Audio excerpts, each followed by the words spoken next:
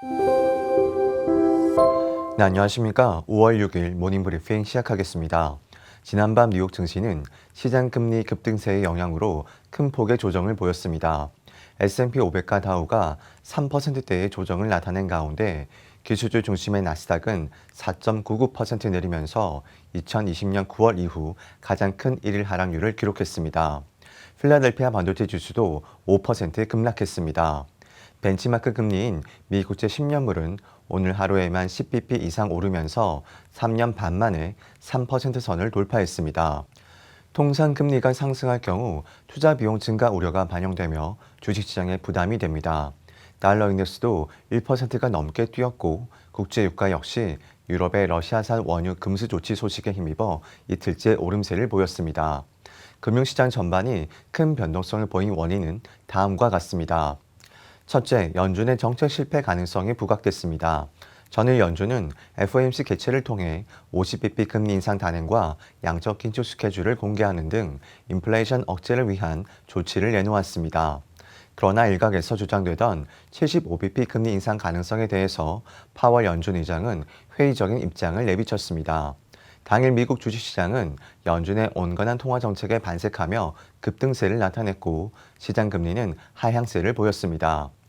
그러나 이 정도의 긴축 조치로는 높아진 물가를 잡을 수 없다는 의견이 급히 부상했습니다. 연간 8%를 넘나드는 소비자 물가지수가 연준 목표인 2%대 중반으로 내려오기 위해서는 더 강한 조치가 필요하다고 본 것입니다.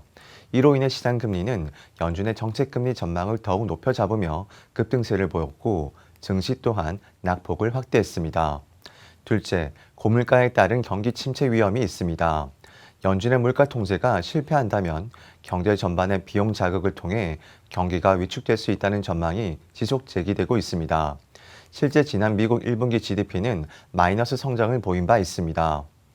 그나마 버티던 민간 소비와 기업 투자가 인플레이션으로 인해 위축될 경우 미국의 경기 심각성은 더 심화될 수 있을 것입니다. 당일 발표된 경제 지표는 해당 우려를 더욱 자극했습니다.